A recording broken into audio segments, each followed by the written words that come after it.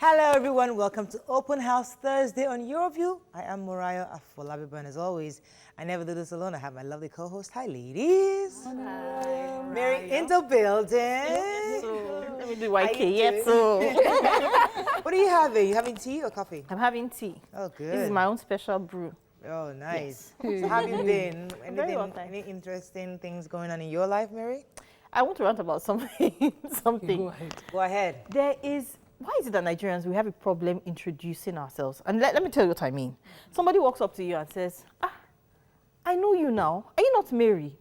Do you know me? And I'm like, no. And then they go, hey, now you're Mary now. You drive a white Volkswagen. And your father is a tall man. And your mother... Oh, my Lord. Are you introducing me or you're introducing yourself? It's so annoying to me. And if you keep going on with them and you still say, I don't know you or something, it's like, and you say you don't know me. Imagine. All this while, they still haven't told you who they are.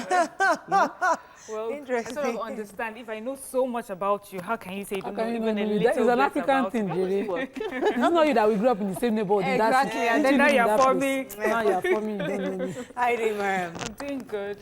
I'm so grateful for being alive, for family, for friends. It's been a tough few days. I have a close family relative in hospital, and I'm praying for, quick recovery. I'm praying for a miracle. So, yeah. It will be fine by the grace of God. Once in a while, we go into hospital, so we appreciate life. Yeah. It's just the way God gets us back to Himself. He calls us back in beautiful ways. So today, I'm grateful to God for life as well. My elder sister, today is her birthday, my immediate elder sister. Happy birthday. Happy birthday, KK. We call her KK. She's Khadija's Kubra, so we call her KK. And she's an amazing woman, very strong. So people used to assume she was the first daughter, but she's actually the second. She's an very, very strong woman. And she's been through so much. I say to you that Allah will put ease in your affairs. Amen. Happy birthday. Many more fruitful years. Nice. Good to know. So, anyway, I'm happy about today's.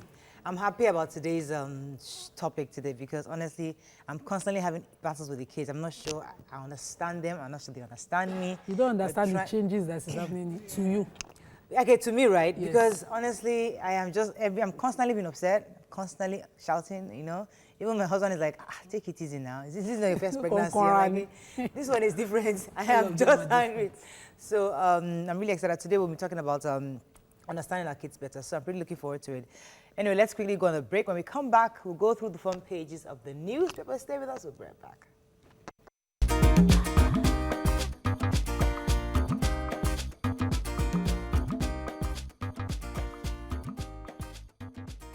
Starting with the Punch. Governors to Labour expect sacking. We must pay 30,000 naira minimum wage. Not their fault. Family accuses Lagos hospital for causing asthmatic patient's death. Strike. Federal government asks to meet today. Union tackles Fayemi. ICPC to arraign sex for Mark professor on Monday. Hijab controversy. UI school board retains dress code. Of our robbery, suspects arraigned. Council withdraws. Senate alleges fresh $1.1 billion illegal withdrawals from NLNG accounts.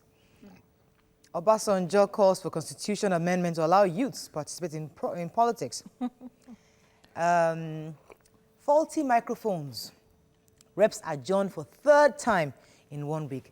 I found that really, really annoying. But let's start with the human interest story about the asthmatic patient. Yes, tell us what happened. A lady called Ifeinwa Chikezie was taken into the hospital with, respiratory failure anyway, by her husband. And he said when he got there, he found a doctor who was unfamiliar to him and tried to tell him her history, that she's asthmatic and that there's an injection that needs to be administered every 15 minutes in small doses, while she tries to recover. And the doctor asked him, are you a doctor? Or something in that line. But basically treated his recommendation with disdain and just went ahead and gave her the whole injection at once. And she collapsed. Oh my Lord. And that was it, She died, yeah. Wow. And the hospital is now claiming that, she was already brought in a distressed state, but of course the husband's story is there. That they gave her. to help him establish that case and But I sue the think it's silly clear, life out really. of that doctor. Isn't it clear? Because you don't have the history of the patient, Yes, and and somebody is trying to advise has you been with her about for it. life is trying to give you that history. You take that information along with the information that you already have. Anyways, I'm sure we'll probably get more of this story. But the other story that caught my attention was the microphones that went bad in the House of Reps. It's been like that too. See, this is embarrassing. It's not so much about the microphones.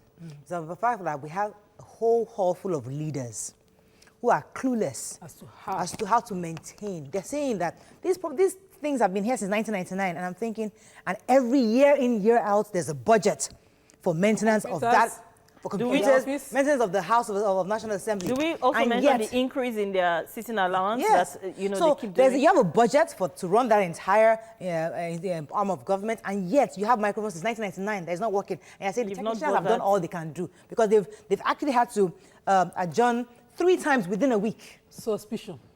I feel that somebody wants to get a contract and there's the sabotage. That's my own feeling. Because this set of people cannot sell to me this 1999 story.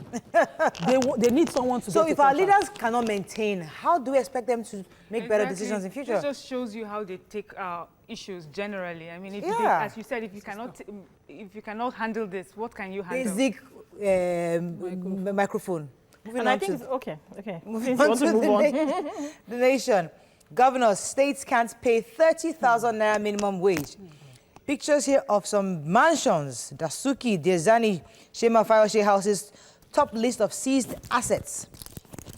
Abaribe, others lose 100 million naira bail bond over IPOB's Kanu.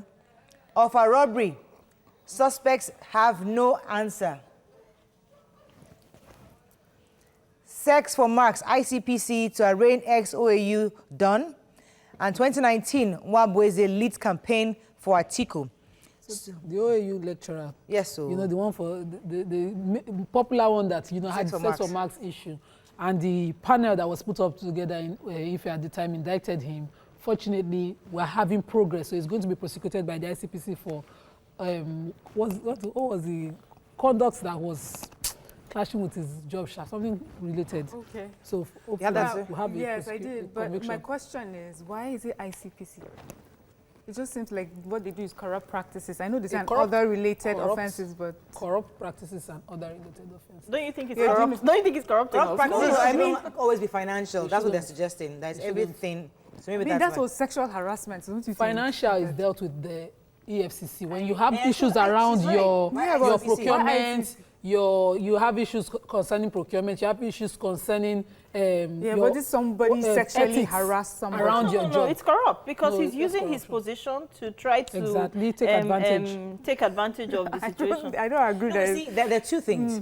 There is that corrupt practice of using your position, and there's a crucial part of that situation, which is sexual harassment, which we seem to be throwing under the carpet, because that is just as heavy. Oh, is that what you're saying? That you think that it's they are not empowered as the body to go. They maybe there's a corrupt part, but as she pointed out, that's very major. While we have been talking and shouting, that has to be addressed as well. And what bill or what act or what sector is supposed to, It shouldn't be about corrupt practices of just... Moving on to Daily Sun. Governors Forum speaks. States will go bankrupt if governors pay 30,000 naira. Picture here of guns discovered in an ammunition factory in Delta State. 1,110 dead as cholera ravages 29 states. 2019, Igbo leaders endorse Atiku Obi ticket. Okay, let's talk about the states going bankrupt if they pay 30,000 naira. Mariam, had that story? Go ahead. According to Abdulaziz Yari, the chairman of the Governors Forum, the governors cannot pay the new minimum wage being proposed by Labour. And if they have to pay it, they will either have to downsize the workforce of the federal government or agree to a new allocation formula by the federal government. So they are now going back, sending a delegation of about 6 governors to the president to negotiate their side of things. As much as we know that the governors that we have, you can boldly say they don't want to generate funds, or they lack the ideas on how to generate funds, except a few states, which he also mentioned that they can pay. He's citing Lagos State, saying that already 7 billion naira is what it costs Lagos State every month to pay salaries. If you go with the new minimum wage, you'll have to pay 13 billion naira. I agree. They had a tripartite committee put together that governors were a part of to negotiate this new minimum wage with Labour. They had all the opportunity to table this thing. They boycotted that meeting at some point. They frustrated Labour to the point Labour reached a decision and pushed a resolution to the federal government. And now they want to delay it further by going. Don't we find it disgraceful and embarrassing that our governors at this point are still not thinking that they need to generate revenue themselves? It's all about how much the conditions they are putting forward is we have to review what has been allocated to us. Does that make any sense? I think it's and I like that this is throwing up this part of the whole matter, because we're beginning to see what really the governors are doing or not doing. Do you understand? If you're running your own business, will you be telling me that you're waiting for... And now people understand the sort of questions to now ask when they come out to say, I want to be your governor, commissioner, whatever. Thank you for laying foundation know the questions for what I wanted to say. In 2015, they admitted that before the elections were over, they were already owing salaries. They had no idea on how to do. So they were waiting for that bailout that they had to get. Right. So after the bailout, what exactly did they now put in place to see that they don't have to go back again to get bailouts? Moving on now to Vanguard. Only Lagos government can pay 30,000 minimum wage. You talked about that already. Buhari, Atiku, Saraki throw darts over Oshodi. Passengers stranded as power outage hits Lagos airport. Reps resolve to probe extrajudicial killings by army and police nationwide. Sex for mark scandal. XOAU down to be docked. 6 plea bargain. 2019, why we back Atiku Obi ticket by Igbo leaders. Let's talk about that very quickly. I want to talk about the airport. The airport, yeah, go ahead, let's talk about that. So there was power outage at the airport, and the airport officials just simply did a select and serve mentality of removing foreigners rather than put on an alternative power, maybe generator or solar or whatever, inverters. And they moved the foreigners to a section where there was power and left the situation unattended for hours, to the point Nigerians were venting and ranting at the airport that no, these foreigners will treat us better if in their own country. I don't understand this kind of discriminatory. It's like we don't love ourselves. This is discrimination in the clear sense. Respect ourselves. Yes, Mariam. Okay, my own is sometimes I guess when you have visitors come to your house, you sort of treat them better than you would treat everyone. So that's that is the only. I'm trying to give it like maybe that's seriously skin color. There's a name for that kind of thing. Not skin color. There's a name for that kind of thing. Maybe just treat visitors better. In my house, we would treat visitors better. This is improvision of service, Miriam. How do you even know that those people? Is it because they are black? You assume they are not visitors? Exactly. That's another point. Okay, let's mention the Atiku Obi tickets being endorsed by the Igbo leaders. Who was that? Professor Benwaze, who actually led that group. There was a meeting, and they said that, listen, because this Atiku Obi tickets seem to be the only one talking about restructuring via geopolitical zones, they are going to back them. And quite a number of Igbo leaders were represented at that meeting, saying that they endorse that ticket for the next presidency. The only thing that caught my attention was the picture. The hug. The handshake by the royal from Imo, from what's his name? One of the Igbo leaders. One of Obi of Onitsha, standing up to greet Professor Nwabweze. I thought, it was not traditional. Obi of Onitsha is a young man. Professor Nwabweze is an old man. And from when I was doing my oral literature, there was something we saw called, they used to say, Igbo Enwereze. Igbos don't have kings, so what they have basically are clan leaders. Exactly. Okay, let's move on to to Tribune. Proposed 3,000. Okay, we talked about that. The 30,000 minimum wage. Which story? World Diabetes Day. Vagina itching may be first sign of diabetes. NNPC spends $2 billion NLNG fund on subsidy payments.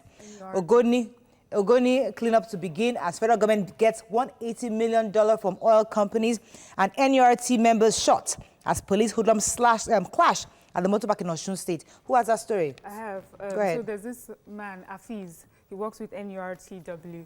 Security operatives from a police station just close by came in, and usually that place is surrounded by, scattered with people who, do all sorts of nasty things. They smoke, drugs, and things like that. So they came, just ordered to put some order in there.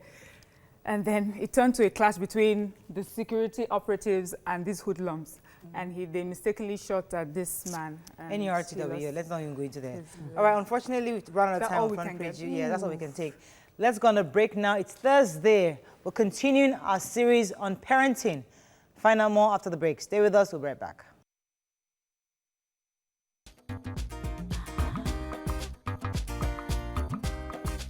Stay tuned. Your View will be right back.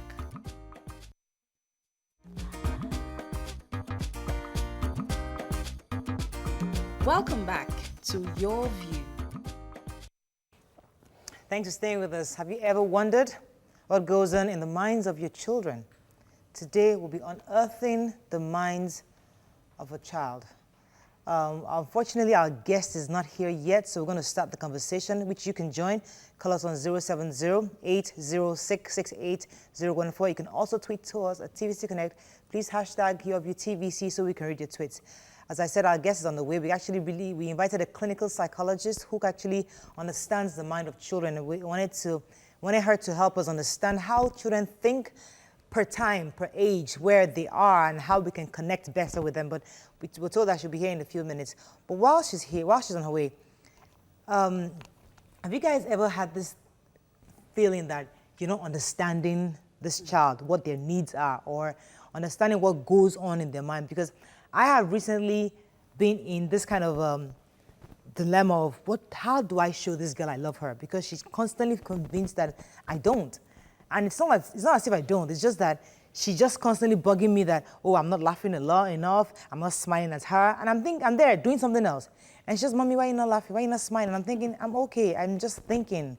And she's bothered because I'm thinking. So I'm constantly feeling like she always wants to prove to me that I don't love her, and that's not true. So that bothers me a lot. I was hoping to get that answer from our guests, but have you experienced where your kids just seem as if they're totally aloof? Yeah. You know, I have a 7-year-old, and for me, it's like he changed from the sweet little loving boy to this, don't tell me what to do, I can do it better, things like that. And I'm wondering, it would be very good if our guest was here to just tell me what he's thinking.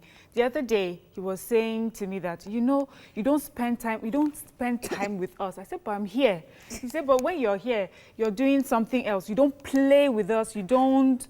I'm a mother, I don't play. Yeah, so I said, okay, I'm doing some laundry right now. Come and join me. He was like, no, do your laundry. So sometimes I'm thinking, maybe this boy is so smart, he's manipulating me. He knows the buttons to press and then makes me This is feel your guilty. child that tells you how many chores he will do. Yes. I like that. I'm sorry, I shouldn't be on his side, but I actually like that. I like that. That's a negotiator. That's a guy who knows. I've heard that from praise as well. I like that. I mean, okay, so teach me how to handle a child like that. No, but my daughter, and I think the difference with me and maybe you guys is that I am a single mom. So my daughter's bond with me is different from when we have another parent, yeah? Mm-hmm. So my daughter tells me, yes, that I do not spend time with her, and sometimes. And I ask her how, and she goes, because she complains about this a lot, when you're with me, you're looking at your phone. I don't like that. And for me, I think about that a lot. She's able to express herself to that point. Yes. I think about that a lot, because if I were with someone and they're looking at their phone, I would be very offended, So we have this pact about once you come home, I drop my phone. And once I don't do it, I'm in trouble, So that's probably what he's talking about. There's a difference between paying attention and paying attention. You know what I mean? So you could be listening, but you're not. I've been accused of not smiling. I've been accused of what else did she tell me that I relate her to this background because I have the twins.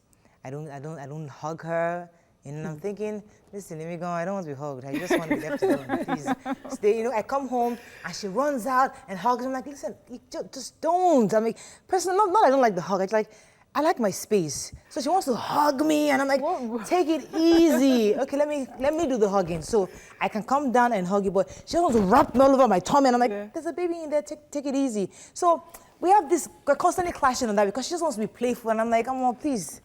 My shock is when my daughter told me, okay, we're in the kitchen, I usually make her cook with me. And she loves it, so she blends the peppers and all that. And I noticed that one of the seasoning was open.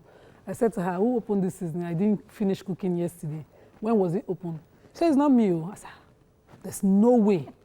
It's only the two of us who control this place. There's no way it's another person. And then she says, if I say the truth now, that's how you lose it. I was shocked. I was shocked. I've heard that before. Oh my Lord. Just a few weeks ago, I called my mother. I said, what this girl? Because the first reaction was, get a cane. Coco nonsense into her back. I was like, how dare you? Sorry, my mother will be the last person I will call. She said, that's the next thing you do. Wow. And that's why I had to tell you a lie. Because Auntie so was with us, she gets away with a lie. She never knew. I knew when that girl was lying. I just thought it wasn't my business. But she felt, okay, everybody gets away with a lie when they tell you a lie. So let me tell you a lie and get away with it. I have the exact same experience. My son said to me, I lied to you because I didn't want to get in trouble. But I said, but I've always told you, tell the truth. He says that the times he's told me the truth, sometimes he's gotten in trouble. And that his sister lies so many times and he sees that she gets away with it. So he decided to learn. Yes, that's what he decided to learn from his younger sister that gets away with. So we did not punish him for that thing, but I have warned him. I said, if you lie, you get, I just hope. Now, when it comes to issues of responsibility, because I'm caught in between this new age of training kids and how we were trained growing up. And we have people like praise and everybody telling you, okay, this is how it's done. And my child is the first child, my first daughter. And I try to make her set example for the others. So I try to make her be more responsible. And I'm constantly, she's gone on 7. And I try to make her understand, clean your room, wash the plates in the kitchen, just so, I just feel like I don't tell the others. So I'm leaving her because she's the first, and I keep making, and I'm feeling, am I putting her under pressure because she's the first child? Is it too much pressure? That, yes. You think so? Do you think that she doesn't feel the pressure that you're mounting? But a 4-year-old can't wash the plates, so you're going on. You see what you just said? Okay. I would feel bad. There's something I feel, and that is, I try to remember how I was at that age. Now you've just said her 4-year-old can wash the plate. You probably have even said that to her. That comparison doesn't work. No, that's not comparison. That's a comparison. Mary, look at what you are doing. Look at how your younger one is doing. Okay, between my 2 children, better behavior for the older person to understand. Exactly. I don't think I like between that. both of my children, there's over 4 years, and my first daughter must understand her role and responsibilities. Simple. Okay, I am at work most times. When I get to my office, maybe I'm seeing clients till 4. I get home late. They go to school together. It's deliberate. They come back from school together. The day they came back without her brother's lunch bag, I gave it to her big time, because your big sister, you have to take care of your brother. She does the dishes well, but she won't do it in my house. She visits her grandmother, she'll do dishes for them. Right. This is the girl that I'm putting everything in her, and she wants to show off to other people rather than help me. So sometimes when she's in trouble with me, I say, okay, instead of choose one. Are you going to do your bed? And if you see the way she will do her bed, you won't believe she's 5. Let me take this call from Adiola. Adiola, are you there? Thanks for calling. Oh, I'm sorry for keeping you. Okay, yes. My son actually likes being told you're the big brother, so he likes that responsibility. And sometimes he gets a little carried away and says to her, I'm your big brother, don't talk to me like that, things like that. And I want him to do more chores, but he doesn't do them as well as she does. But the thing is, he's really good with his books, and he helps her with her homework. So I'm fine with that, and I like that he likes that responsibility. And I try to mention, I think it's important for me. I'm the first child as well. So I just think it's important that the first child... Do you like the pressure on you as the first child? Do you like the pressure? I don't, you know, it's not a like or hate thing, it's just what it Taking is. your responsibility. I have to be responsible. I've just been informed that our guest is here, so hopefully she can, or he or she can help us understand better what we're discussing. Stay with us, we'll be right back.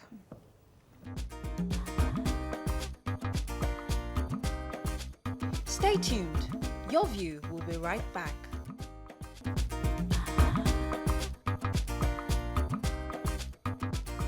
Welcome back to Your View. Thanks for staying with us. So with us today is a consultant, child and adolescent psychiatrist, and a senior lecturer at the Department of Psychiatry in Lagos University, Dr. Yewande Oshodi. Welcome to the show. Thank you. Good morning. You can call us on 07080668014. You could also tweet to us at TVC Connect. Please hashtag TVC so we can read your tweets. Before the break, we're sharing our experiences on how we find it difficult to understand the minds of our children. Most of us have kids between, I think, 3 and 8 years old.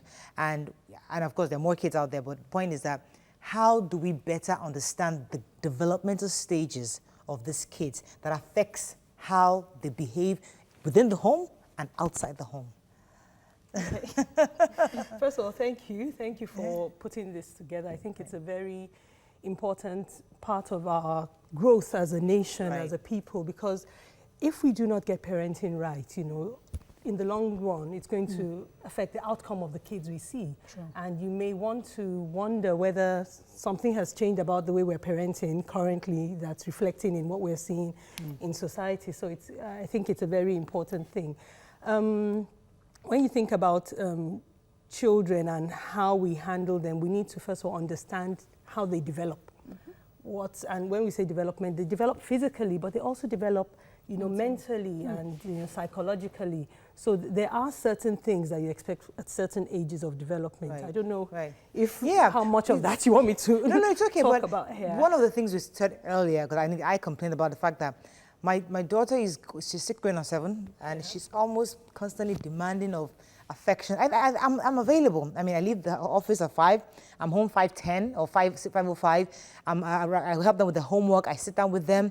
I don't know how much else attention she needs, but she's constantly demanding that I smile more, laugh more. She wants me to be playful. I'm sorry, I'm not a playful person. I'm not a playful person. I do my thing. But you're serious. But her dad is playful. So do the playful thing with dad. Come to me when you have issues, and But it's difficult connecting with her because she's constantly feeling like I don't love her. And that's an issue I have as a parent. So how do I understand her better? If I could just quickly run through, when you're thinking of development, when a baby is born, the baby needs a lot of nurturing. It's okay for them to cry when they're hungry, to cry when they want to poo-poo, when they want stuff. They express what we describe as a need for instant gratification. Right. So they want something, they cry, I must get it. And they get it. And that's absolutely okay for a young child, and that have needs that have to be met. But as the child grows older, you expect, certain developments where you begin to understand that there is something called delayed gratification, where you can say that, wait, you'd get it later. So that is an example. There are so many fine details I wouldn't want to go into, but that's one example. Then maybe when a child is like around age 2, they're a little bit more obstinate. They say a lot of no. Can you come and eat your food? No. Eat your rice? No. Get up from bed? No. And they throw a lot of tantrums. Right. Now, that's also fine. I'm saying all this so that we know that at certain ages, certain things are okay. But then when they get to another age, it's absolutely not okay for a 10-year-old to be throwing tantrums, like that. Or for a 10-year-old to be saying, I want it now, or I want to poo-poo now, and poo-poo, I want to eat now, I must get it now. So there are certain things that are developmentally appropriate. There are other things that are not, Okay, so... I was going to get to the age of your child, who is, I'm sorry, who is around 6, 7, yes. At that age, they have a lot of imaginative play. Their fantasy world is rich. They want to play. They want to engage in make-believe, they want you to pretend and play with them, Let's do pretend play, so that's another stage of development, Remember I said that there are several other things in between, but we don't have time for... But she pretends to be Cinderella. So you can actually do pretend play together, and it's okay, that's also a developmental stage where they do that a lot. Okay, so my question is there anything happening in their brains that when they're 7 and when they're 10, that differentiates their behavior from 7 and 10, and how I communicate and how we communicate with each other? Like, so what do I need to understand about what he or she is going through in her brain that would make it easier for me to understand my child, and then we are communicating better? I think it's not so much as in their brain, because believe me, a lot is going on in their brain. Their brain is growing, the brain is, just imagine a huge tree that starts with one little branch and then later has other branches. The brain is making new networks and neurons are forming, and that's why every development you see is a reflection of lots of development going on. But to understand how to communicate with them, it is the art with which we are communicating, also communicating in a developmentally appropriate way. You don't talk to a 2-year-old like you talk to a 10-year-old. Your use of language has to be different. You can't talk to a 2-year-old, behave yourself, you should be mature, you should be... No, they're just 2, for goodness sake. But a 10-year-old, you can use a few stronger words, you should know better, you understand, what I expect of you. So I think we need to just understand, we need to be developmentally appropriate, and we need to be able to read their verbal and non-verbal. I'm happy you say that, because my problem, I know we're talking about understanding the mind of a child, but my issue is, how do I get my child to understand my mind? I see how she's reasoning, and what bothers me, and I think where I have a problem with her, is that she doesn't understand how I reason. Why would you get your stuff lost all the time? Don't you understand that mommy is paying for these things and they're expensive? No. Why don't you understand that? Do you get that? That's my problem. 8 years, at yes. 8 years. Yes, at 8 years, I may understand it, but I may not understand the way you understand it. Right. At 8 years, I want to play. At 8 years, I may lose things. At 8 years, for all I may have some other issues that make me lose stuff, because there are also children and adolescent emotional challenges that they have, you know, something like ADHD, at times we miss it a lot, attention deficit hyperactivity disorder. They lose things. They're the kind of kids who take a bag to school and half of the stuff never come back because they simply lose it. They do not focus in class. They, you know, they cannot complete assignments. You send them, go fetch something from the room, between here and the room, they've forgotten. You know, it may be an ADHD. And we say, playfulness. Distraction is one thing. Checking and being sure that there's nothing more than that going on is another thing. And at times we miss it and we say, you're such a, you know, stubborn, careless child. You know, can't you remember that? You know? And they're struggling.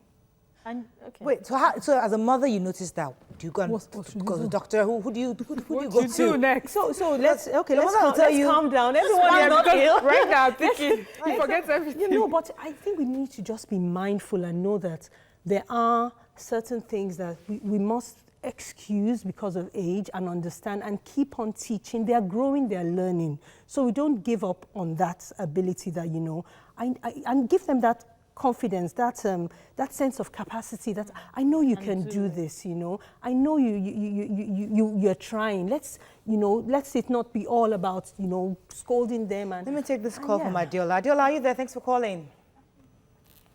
Hello, Adiola. Abiola, thanks for calling. Go ahead, please. Hello. Morning. Good morning. Yes, go ahead. Good morning, everyone. Good morning. I would like to contribute that for me, I believe that a child, we parents or adults often forget that a child is just a child. We were once a child, and many times for my own children, what I do for them is I try to remember when they behave a kind of way, I remember my growing up, and I be like, if I beat this girl now, when my dad beat me then, did I like it? No. So what other way can I use to correct her? So probably I hold her back and tell her, oh, my daughter, don't do this, do it this way, calm down and spend some little time explaining what she ought to do. So many times I believe that if we parents can always reason when we were children like them, whatever reaction we give to their actions, when our parents gave us the same reactions, did we like it or did we not? So the ones you didn't like, then don't do it. The ones you feel like, okay, it is good, it's going to shape my child in the proper way, then give them that proper upbringing or that proper reaction. All right, thank you, Abiola, for that point. But you see, what you said struck a chord with me because when I was growing up, I didn't have that attention. My mother was a very busy woman, and I was alone in the house. I remember being alone in the house every single day. Was that good or bad? Talking to chairs, tables, the whole works. So to me, I'm in the house. I'm here. What else do you want? I'm here. I'm already doing more than here. what Mommy did. So don't say how. I'm saying that struck a chord with me because I remember growing up. My mom, I was in the house. But you know, that's a very important narrative you just given. Look at how you grew up and how your child is making demands. Right. And it seems, I'll say it seems, because you did say that she's asking you don't seem to be giving what she wants, you know, effectively. Right. That may also be a function of how you grew up. Yeah. That may actually be a reflection of how you grew up. And we're getting emotional. Yeah. Right. Yeah, and that is real because, at times we end up, you know, inadvertently at times replicating what we've gone through or overcompensating for what we've gone through. For example, what Abiola said, you know, I think about how my parents handled me, and because I don't want to do exactly the same thing because I didn't like it then, so I'm going to, but that may not always work well because... Well, in this case, she's doing, what she's saying is that I've done more than I got when I was growing up. Yes. You can even see me. Yes. So why she says that her child still doesn't think she's getting enough of her. Remember what she said also, that her child wants her to play with her. You know, but she's not. She's busy. She's doing life. You understand? That playfulness has never. You know. So sorry, we're putting you on the spot. That's just an example. I'll go to break. Come back. Start with Nima. Stay with us in break.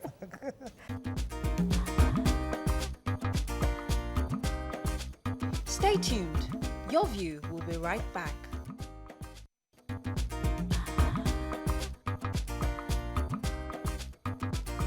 Welcome back to Your View. Thanks for staying with us. It's been an emotional moment this morning. Mary had a question. Let me let you know first. Without the breakdown, let me try and ask the question again. So, like I said, I was telling them I'm a single mom, yeah? So my relationship with my child is different. I think mine is where the problem is. I need to understand how to make her see from my perspective. And this is something that bothers me. How she relates with her friends, or why she bothers so much about not being the popular person in class, or how she deals with bullying, things like that, It bothers me that she cares so much about how people feel about her. And she doesn't understand what a nice person she is, and, it hurts me. It hurts me a lot, when she sells herself so short. How do I teach that to a young child?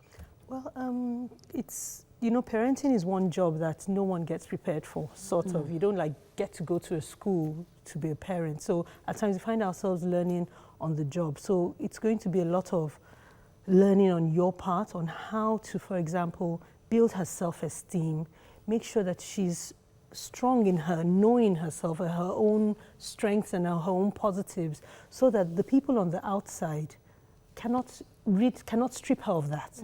Because in schools, unfortunately, many schools are dens where there are lots of bullies. And we have schools that do not understand the importance of school mental health policies and putting school mental health processes in place. For example, many schools will have anti-bully programs. When you think about emotional health issues in young children and adolescents, bullying is one of the most important things that gives them a lot of emotional health concerns. Eventually they could become depressed, they could become, I have seen a child who actually had so many complications from bullying that she experienced, in school. So we need to, what parents can do is to try and equip our children with a good sense of self-worth, from the home, which will reflect from how we discipline them, how we talk to them, how we interact with them. All these builds their So you were talking earlier when Muriel asked a question, about some things lacking in our childhood that, stops us from connecting properly with our children. I'd like you to expand. Yes, I'll just, it was a useful example to just highlight that, at times, a mother-child relationship is important, because at that age, we form what is called attachment, and even bonding goes on, both ways between mom and child. And if for some reason the attachment is faulty, where the mom is inconsistent with caregiving, is not so dependable, doesn't assist the child to regulate properly, the child may grow up to become an adult that has some issues with attachments, which is what we use in helping us form relationships and also being expressive emotionally. Interesting. I find that it's difficult for me to have friends. Not difficult for me to have friends, but to keep and be a friend to others, because I'm not the attaching type. Like, okay, we are friends. When I see you, I see you. I don't have to call you. I'm not the kind of. It's almost, to use regular words, it's almost like, a defense protective exterior that you put in place. I'm fine. I've learned to take care of myself anyway. I'll continue. I mean, if I could. And it's telling on my child, because I'm treating her exactly the same way. Exactly. That may also be why you find it a bit more difficult, and you do love her. So I think this knowledge should be something that can help one to maybe consciously try and see what one can unlearn, or I have something. Maybe it could be a tip to help her. My son, when he was in primary 1, he used to talk about a lot of bullies, and I didn't want to be the parent that would go and make it worse. So I put him in taekwondo, and his personality has greatly, I don't know if it's changed or improved. I said to him, even if you can't fight them, be able to defend yourself. So he doesn't have bullies anymore, and his confidence has improved. So I was wondering if you could do things like that. That's so fantastic, because even going to school to fight for them at times can actually worsen it. Because the bullies, go call your mommy, mommy's baby, and they start, Did I take away my daughter's powers when I stopped her from fighting everybody? So at 2, I had to go to her school to beg other parents. She had beaten up all their children. And now she just comes crying all the time. This boy slapped me. That boy knocked me. Nobody should. No one should. And my neighbors keep saying you took away her powers. Let's take a few tweets, please, Miriam. So Bilikis Mafe is saying it's almost impossible to figure out how children of this age think. I am quite expressive, and I encourage my children to speak up. Even when they refuse, I insist they speak up. I don't like the idea of anyone holding thoughts in. Children certainly are inclusive. How does this kind of person, for instance, now take away the strength of their children? Maybe your child is a quiet type who would not like to talk. Is that a bad thing? If I could try to answer that from a roundabout way, it's really going to be about how we also reflect communication to them. We need to also learn to express our feelings to them, use words, you know, expressing that I feel angry is not the same thing as being angry and acting angry, or I feel unhappy about what happened, or also recognizing their non-verbal cues. You seem quiet this afternoon. Did anything happen in school? You are teaching them from a very early age to communicate those feelings that over time they can actually, and when, no one is perfect. We're all moms here on this table, obviously, you know, so we have different narratives of how we've been able to work through that. But fortunately, we have to wrap up. Do you have any tweets for us? Yes, there's a PJ comedian. He says every kid is different, even when they have siblings. Parents should first watch and understand the personality of their child so that they can know how to work with him or her. As a parent, never ever compare your kids to other kids. It can affect their self-esteem. We have to wrap up. Thank you so much for coming. We definitely would have you back here soon. Thank you so much. Starting Monday, we have some good news for our viewers. Your view repeat will start at 11 p.m. I know it's been down for a couple of weeks now, and lots of people have been complaining about that. So we're waiting to get some approvals, but now 11 p.m. it is. So starting Monday, we can watch the repeat at 11 p.m. Have a fabulous day. We'll see you tomorrow. Bye-bye.